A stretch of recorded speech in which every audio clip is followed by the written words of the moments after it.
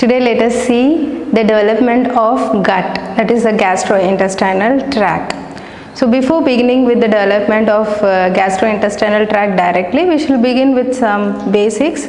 The basics like beginning with the third week of intrauterine life. So during the third week of intrauterine life, we see the formation of three germ layers: ectoderm, endoderm and mesoderm. So the outermost layer, the superior here is the ectoderm, and intervening is the mesoderm, and down is the endoderm, which is continuing with the lining of yolk sac. The cavity above to the ectoderm is amniotic cavity, and the cavity below the endoderm is the yolk sac cavity. Below the ectoderm we see a tube formation that is called as the neural tube, and below the neural tube there is a notochordal formation. And mesoderm is further divided into three parts. The part of the mesoderm which is near to the neural tube is called paraxial mesoderm, where we see the formation of somites. The part of the mesoderm which is near to the neural tube is called as paraxial mesoderm, where we see the formation of somites, that is sclerotome, dermatome, myotome. And the center intermediate area is called intermediate mesoderm, which gives rise to the formation of contributes in the development of urogenital system. And lateral plate mesoderm is again divided into two. The mesoderm which is associated with the endoderm, it is called as splanchno-pleuric mesoderm, and the lateral plate mesoderm which is associated with the ectoderm is called as somatopleuric mesoderm. Splanchno-pleuric mesoderm forms the wall of the gut, like a muscular wall and connective tissue and peritoneum of the gut. Somatopleuric mesoderm forms the muscles along the body wall. So this is the basic idea about the trilaminar germ disc. And after the formation of trilaminar germ disc, that is after gastrulation, slowly the embryo starts folding itself, having two lateral folds. So it gets folded laterally, and having a fold which is from the cranial and the caudal folds, which are called as head fold and tail fold. So in sagittal section, this is how the embryo appears, and this is the coronal section to show the trilaminar germ disc. So in sagittal section, if we see, it has got the head fold here, which is large compared to the tail fold, and two lateral folds. So the communication of the yolk sac which is absorbed into the embryo and the yolk sac which is outside the embryo, initially it is quite wider, and slowly because of these folds the communication starts getting constricted and getting narrowed. So the part of the yolk sac which is present within the head fold is called as foregut, and the part of the yolk sac which is present in the tail fold is called as hindgut, and in between the center part which is communicating with the yolk sac is called as midgut. So anteriorly the foregut is covered by a membrane which is separated from the future mouth called as stomatodium. The membrane is called as buccopharyngeal membrane. Similarly, near the posterior end of the hindgut is also covered by a membrane which is separated from the future anal opening, that is called as proctidium, and the membrane is cloacal membrane. Both the buccopharyngeal membrane and cloacal membrane, they are made up of bilaminar membrane, means they are made up of ectoderm and endoderm. And these membranes rupture later and to form future mouth and future anal opening. And the foregut, the communication between the foregut and the midgut here is called as anterior intestinal portal or cranial intestinal portal, and the communication between the midgut and the hindgut is called as posterior intestinal portal, which is also called as caudal intestinal portal. And along with the development of the gut, we also see that cardiovascular system also develops. We can see the cardiogenic area which is present within the pericardial cavity, and we can see here the septum transverse area starts developing anteriorly within the head fold, And in the hindgut we see an attachment of a diverticulum called as allantois, and because of the allantois diverticulum the hindgut is further divided into pre-allantoic and post-allantoic part, and post-allantoic part gets widened to form the cloaca. And above to this absorbed yolk sac, that is a foregut, midgut, hindgut, we see the notochord. Here is the notochord, and above to notochord is the neural tube which is developing, and posterior end we can see the primitive node and primitive streak. It appears during 15th day of intrauterine life. So this is the basic idea of how the head fold, tail fold happens, and two lateral folds, and the communication between the gut and the yolk sac gets constricted, and we see the basic formation of foregut, midgut and hindgut. So the foregut, midgut and hindgut internally they are majorly lined by the endoderm because they are all derived from the yolk sac, except the cranial most part which forms the future mouth.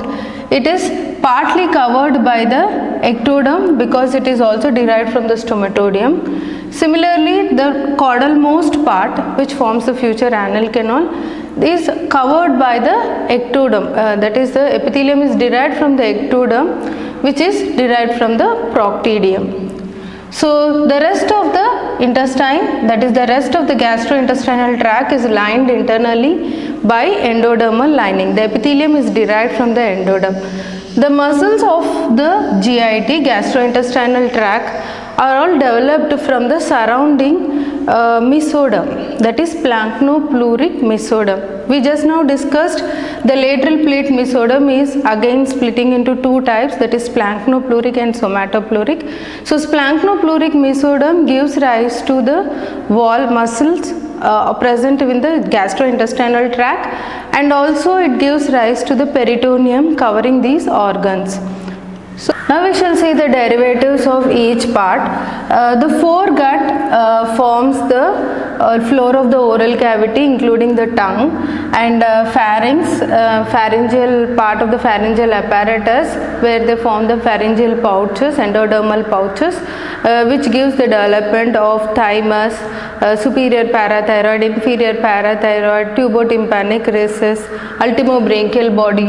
All these also develop from the foregut, and further it forms the laryngotracheal groove to form the respiratory tract, and foregut also derives to form esophagus and stomach, and the initial part of the duodenum, that is the proximal part of the duodenum till the second part of duodenum, opening of major duodenal papillae. So till the level of major duodenal papilla, and including the development of pancreas, and also includes the hepatic bud where the liver goes within the septum transverse area. So all these are derived from the foregut, and midgut will form the rest of the duodenum, that is the caudal part of the duodenum, and which continues to form jejunum, ileum, cecum, appendix, ascending colon, and initial 2/3 of the transverse colon. The hindgut forms the rest of the transverse colon and descending colon, sigmoid colon, rectum, and the most of the anal canal, and hindgut also derives to form the urogenital sinus which takes part in the formation of urinary system. So this is a basic idea about foregut, midgut and hindgut derivatives, and let's see the foregut in detail. So before beginning with the foregut, we shall see a case study related to foregut development. The case is regarding a 10 days old newborn who was brought to the hospital with the complaints of vomiting after every feed. On examination of abdomen, the abdomen was distended and there was a visible lump in the epigastric region, and the peristaltic movements of the stomach are easily seen. The baby was severely dehydrated. With further biochemical investigations and ultrasonography of abdomen,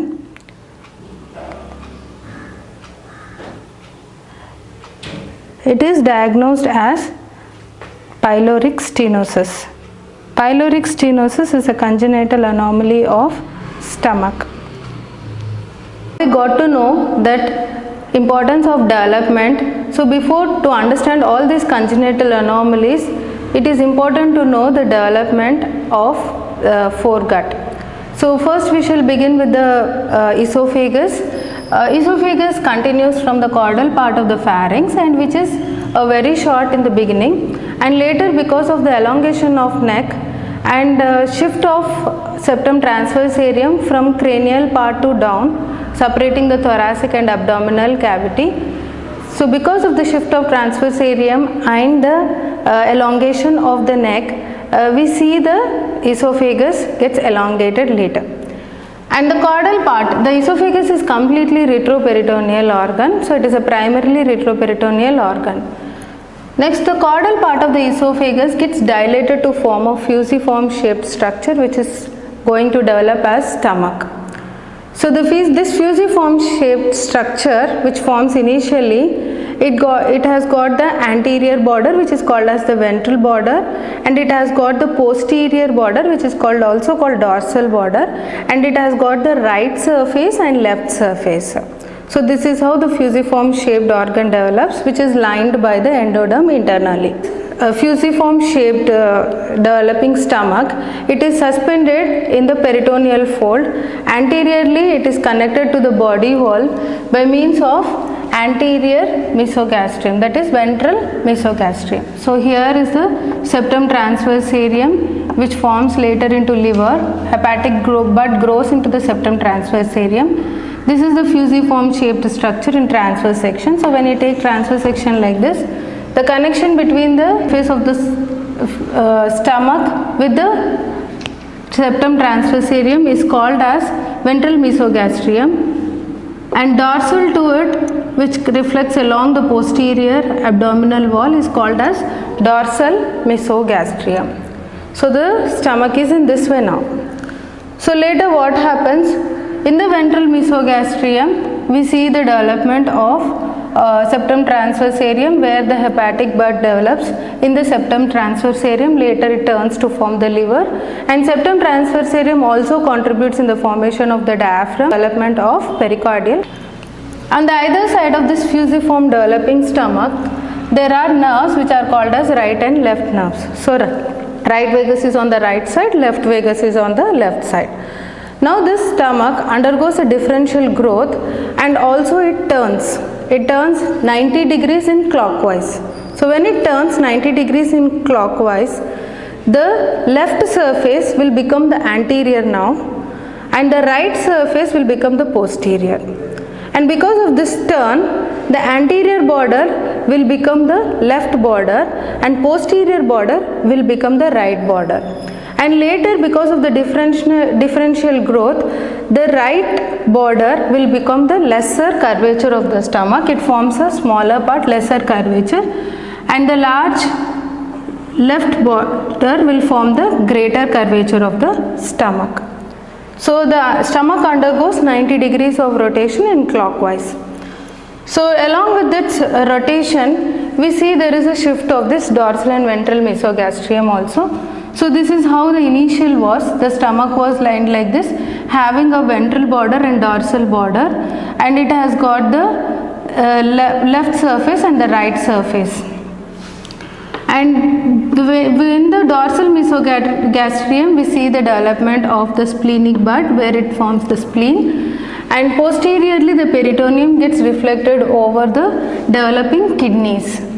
And posterior most, we see the development of dorsal aorta. The dorsal aorta develops along with the developing primitive gut, that is foregut, midgut, hindgut. Along with that, we see the development of dorsal aorta, and this dorsal aorta gives lot of ventral branches to supply the developing gut. And some ventral branches in the midgut especially, they reach almost till the tip of the yolk sac, called as vitelline arteries. And these ventral arteries later disappear and disintegrate, and only 3 arteries remain among these 3 ventral arteries.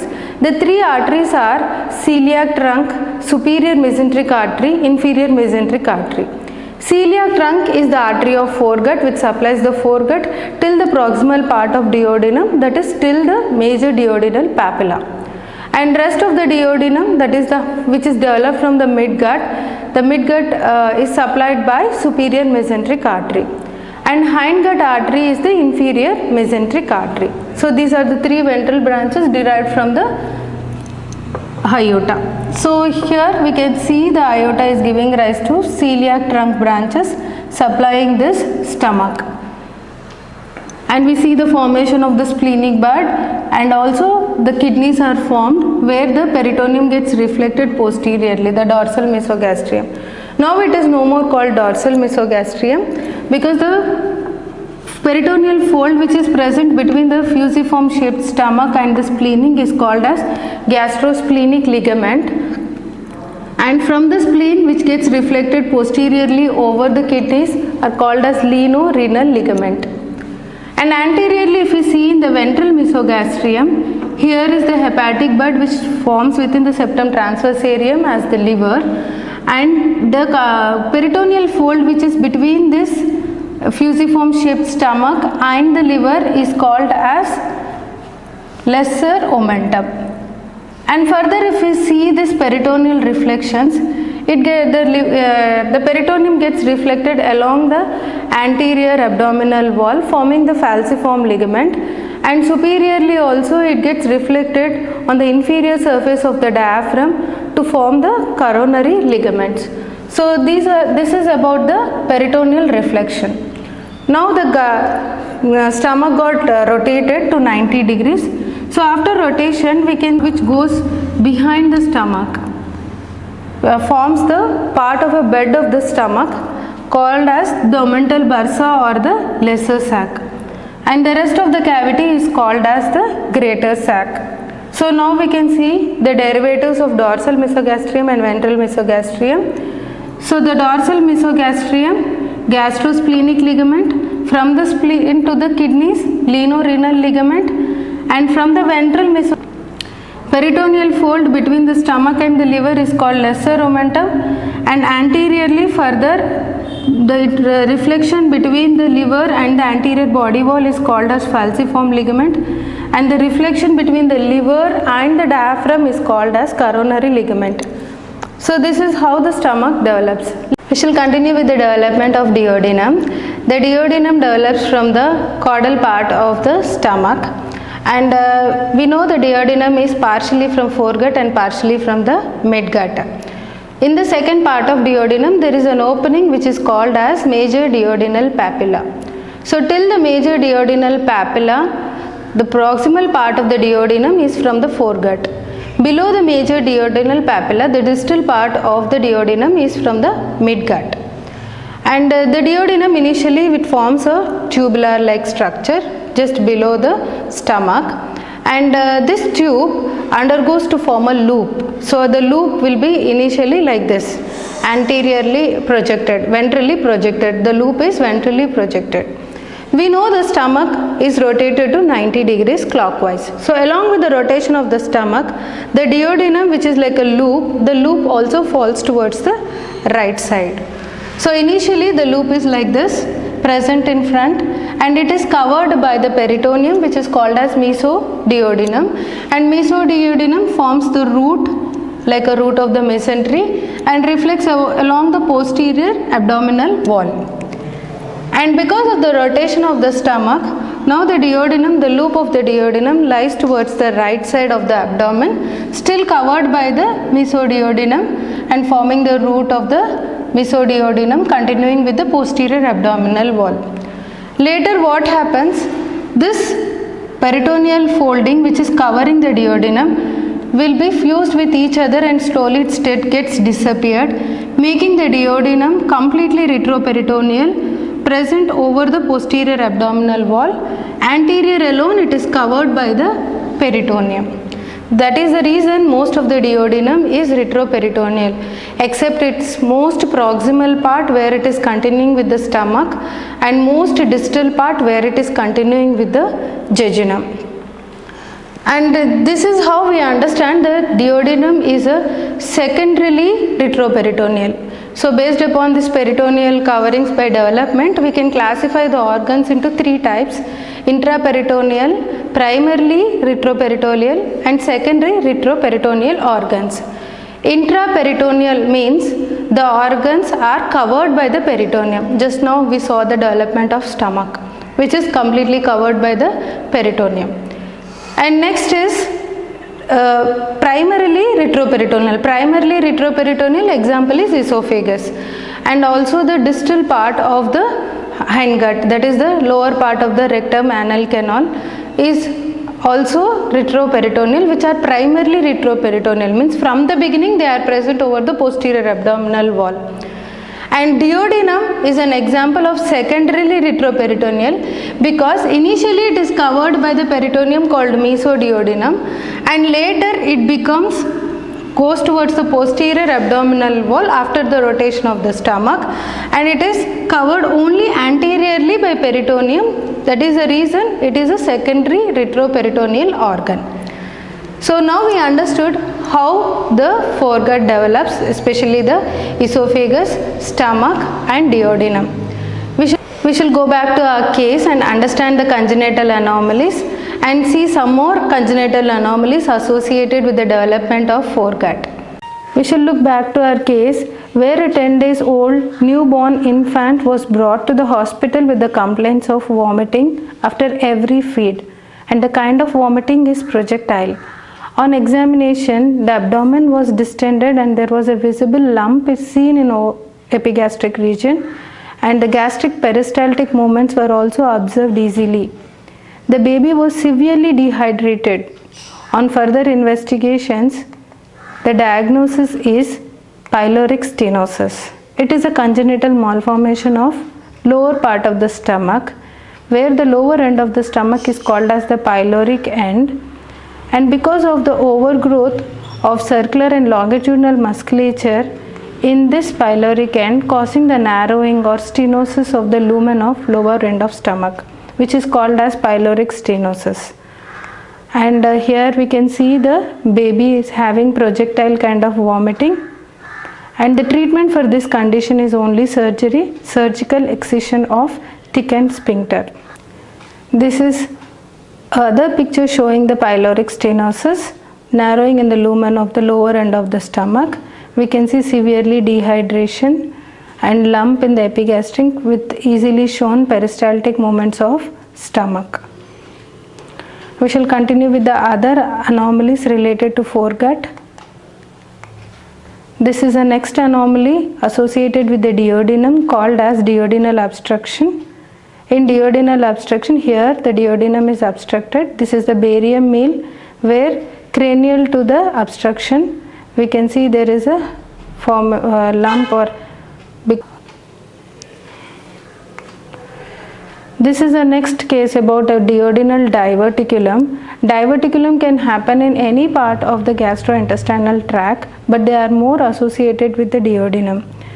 The duodenum grossly has got 4 parts. Here we can see the first part of duodenum. This is the second part of duodenum and third part of duodenum.